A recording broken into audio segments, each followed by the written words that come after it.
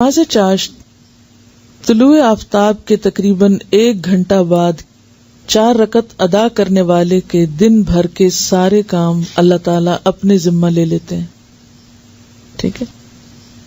نماز چاشت کا وقت کب ہوتا ہے؟ تقریباً 1 گھنٹہ بعد سورج نکلنے کے. لیکن اس کا یہ مطلب نہیں کہ 1 گھنٹہ بعد شروع ہوتا اور اسی وقت ختم ہو جاتا ہے. یہ پھر آگے چلتا رہتا ہے جب تک زوال نہ ہو جائے. یہی صلاۃ الضحیٰ ہے. ضحیٰ کا مطلب ہوتا ہے نا سورج کا چمک اٹھنا. ایک ہوتی ہے اشراق، سورج نکلنے کے تقریباً 15 منٹ بعد، اور اس کا کیا ثواب پورے حج اور عمرے کا کہ اگر کوئی شخص فجر کی نماز کے بعد مصلی پر ہی بیٹھا رہے، ذکر اذکار کرتا رہے، اور پھر تقریباً سورج نکلنے کے 15 منٹ بعد 2 رکعت نماز پڑھ لے تو اس نماز کا اجر و ثواب پورے حج اور عمرے کا ہے. صحیح مسلم کی روایت میں ہے طلوع آفتاب کے تقریباً 2.5 گھنٹے بعد جو نفل ادا کیے جاتے ہیں انہیں نماز اوابین کہتے ہیں. ٹھیک ہے. بالکل قریب میں پڑھیں تو اشراق بول دیتے ہیں، ذرا گھنٹے بعد پڑھیں تو چاشت بولتے ہیں، ضحیٰ جس کو بولتے ہیں، اور 2.5 گھنٹے بعد پڑھیں تو اوابین. اصل میں یہ اشراق چاشت ایک ہی ہے. اگر ذرا پہلے پڑھ لیں تو اشراق ہے، تھوڑا دیر سے کریں تو چاشت ہے. ٹھیک ہے. اصل میں صبح کی نماز ہی ہے، ایک طرح سے سورج طلوع ہونے کے بعد کی نماز ہے بیسیکلی. ذرا دھوپ بلند ہو جائے تو وہ ضحیٰ ہو گیا. سورج نکلنے کے تھوڑی دیر بعد یعنی 15 منٹ کے اندر پڑھیں تو اشراق کہلائے گی. ذرا تھوڑی تاخیر کرے اور دھوپ خوب چمک اٹھے تو ضحیٰ کہلائے گی. لیکن بیسیکلی ایک ہی نماز ہے، تھوڑا وقت کے آگے پیچھے ہونے سے نام بدل جاتا ہے. رسول اللہ صلی اللہ علیہ وسلم نے فرمایا، اللہ تعالیٰ فرماتا ہے، اے آدم کے بیٹے، خالص میرے لیے 4 رکعتیں، خالص میرے لیے 4 رکعتیں اول دن میں پڑھ، یعنی اشراق کی. میں تجھ کو اس دن کی شام تک کفایت کروں گا، تیرے سارے کام ہو جائیں گے. اب آپ دیکھیے کہ یہ جو 4 رکعتیں ہیں ان میں جو خصوصیت کے ساتھ اجر کے لیے شرط رکھی گئی وہ کیا؟ خالص میرے لیے. اچھا، عام طور پہ ہم نفل پڑھتے ہیں تو کس طرح پڑھتے ہیں؟ جیسے اس روز مجھ سے کسی نے پوچھا جب میں تہجد کی نماز کے بارے میں بتا رہی تھی کہ کیا خیال ہے اگر اس روز یعنی تہجد کے وقت 2 رکعت تحیۃ الوضو کے پڑھ لیے جائیں، 2 حاجت کے پڑھ لیے جائیں، 2 استخارے کے پڑھ لیے جائیں، 2 فلاں کے پڑھ لیے جائیں. تو بات یہ ہے کہ ٹھیک ہے آپ وہ 2 مختلف نیتوں سے پڑھ لیں، لیکن تہجد تو تہجد ہے. اسی طرح جب ہم یہ نفل بھی پڑھتے ہیں تو عموماً ہم کیا کہتے ہیں؟ چلو حاجت کے پڑھ لیتے ہیں یا کوئی استخارہ کر لیتے ہیں، یعنی کوئی نہ کوئی غرض ساتھ لگا لیتے ہیں. برائی کچھ نہیں ہے اس میں، آپ لگا سکتے ہیں غرض، لیکن کوئی عبادت تو ایسی بھی ہو جو کسی غرض کے بغیر ہو، یا نہیں؟ ہاں، اپنی ساری غرضیں اللہ کے سپرد کر دینا اور خالص اس کے ہو جائیں، پھر وہ آپ کی ہر چیز کے لیے کافی ہو جائے گا. اصل میں ہمارا ذہن یہ ہوتا ہے کہ جیسے مختلف چیزیں ہمارے ہاتھ میں ہے نا، ہم یہ کر کے یہ کروائیں اللہ تعالیٰ سے، یہ پڑھ کے یہ کروائیں، اس چیز سے یہ مسئلہ حل کرائیں.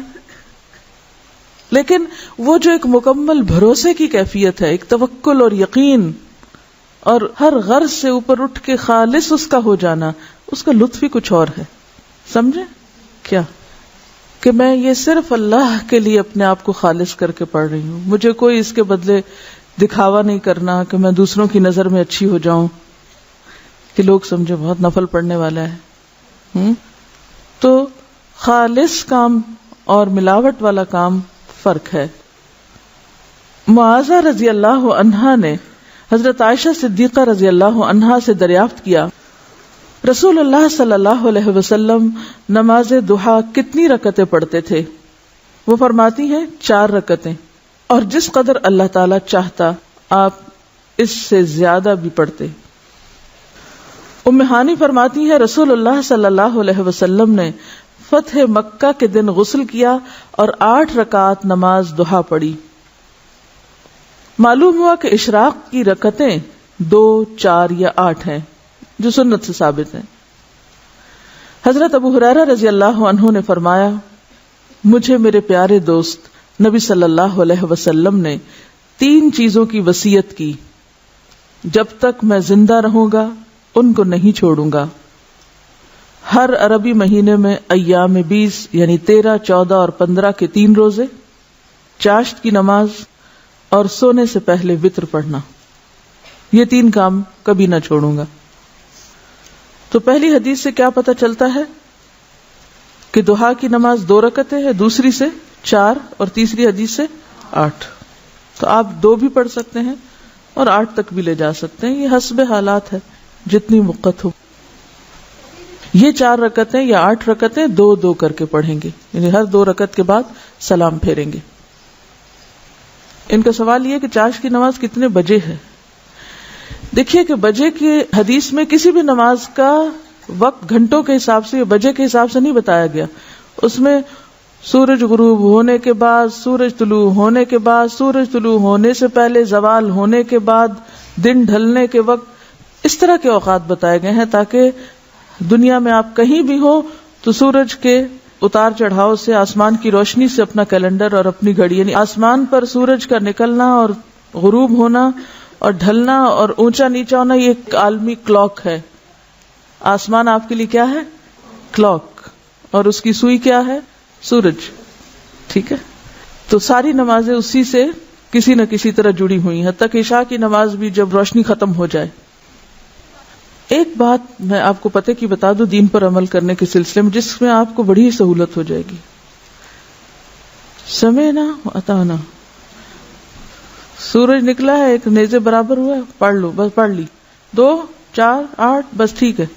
اگر بہت ڈیٹیلز میں جائیں گے, اب اگر اگلا سوال آپ کا یہ ہو کہ صورتیں اس میں کون سی پڑھیں, کتنی طویل ہو, سجدے کتنے ہوں, تو مشکل میں پڑھتے جائیں گے.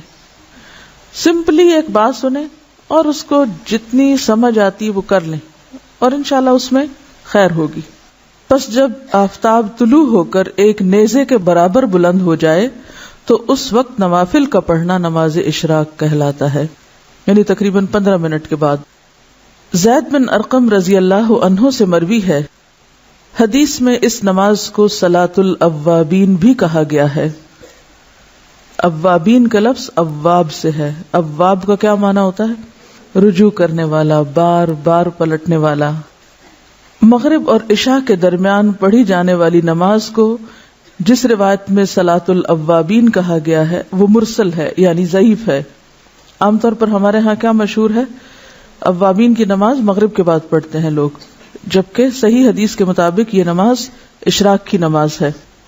اور یہ جو بار بار پلٹنے کی بات ہے نا, اب یہ ہے کہ جیسے تہجد کی نماز کے لیے اللہ کے حضور حاضر ہوئے, پھر فجر کی نماز کے لیے پھر پلٹے, تو پھر اشراق کی نماز کے لیے, تو یہ بار بار پلٹنا جو ہے یہی دراصل اواب ہونا ہے.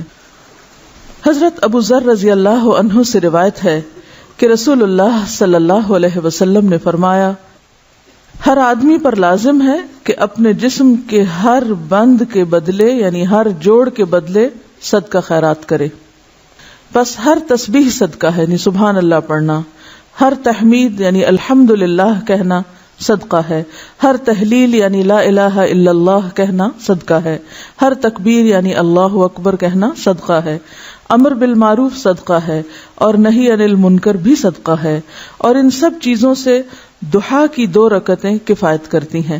یعنی اگر یہ باقی کام آپ نہ کر سکے کسی مجبوری سے, تو آپ یہ 2 رکعتیں پڑھ لیں تو گویا آپ نے اپنے دن کا صدقہ دے دیا. اور اگر کوئی شخص یہ 2 رکعتیں بھی پڑھے اور اس کے ساتھ ساتھ باقی کام بھی کرے تو لازمی طور پر وہ دوسروں سے آگے ہوگا. عام طور پر جب اس طرح کی حدیثیں ہم پڑھتے ہیں تو ہم سوچتے ہیں چلو ٹھیک ہے, باقی تو چھوڑو, چھٹی, یہ کر لیتے ہیں, یعنی شارٹ کٹ ڈھونڈ کے بس صرف ایک چھوٹا کام کرنے کے لیے تیار ہوتے ہیں. جبکہ صحابہ کرام کی عادت کیا تھی, وہ کیا کیا کرتے تھے؟ اس حدیث کو یاد کریں جس میں آپ صلی اللہ علیہ وسلم کے پاس لوگ آئے اور کہنے لگے, یا رسول اللہ, مالدار لوگ تو آگے نکل گئے. اور پھر انہوں نے کچھ تسبیحات سیکھی اور وہ ادا کرنے لگے. پھر ان مالدار لوگوں کو بھی پتہ چل گیا, انہوں نے یہ نہیں سوچا مالدار لوگوں نے کہ ٹھیک ہے ہم صدقہ خیرات کرتے ہیں تو اب ہمیں اور تسبیح پڑھنے کی یا کچھ اور کرنے کی کیا ضرورت ہے. وہ صدقہ خیرات کے ساتھ ساتھ تسبیح بھی کرنے لگ گئے. تو اس حدیث کا مطلب یہ نہیں ہے کہ ہم تسبیح چھوڑ دیں اور امر بالمعروف اور نہی عن المنکر چھوڑ دیں اور صرف یہ 2 رکعتیں پڑھ کے مطمئن ہو جائیں.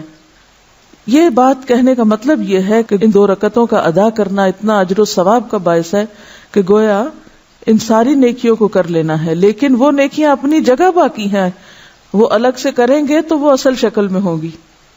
جیسے قل هو اللہ پڑھنا 1/3 قرآن کے برابر، اس کو لوگوں نے کیا سمجھا، اور کچھ نہ پڑھو، خالی قل هو اللہ ہی پڑھتے رہو، 3 دفعہ پڑھ لو پورے قرآن کا ثواب ہو جائے گا.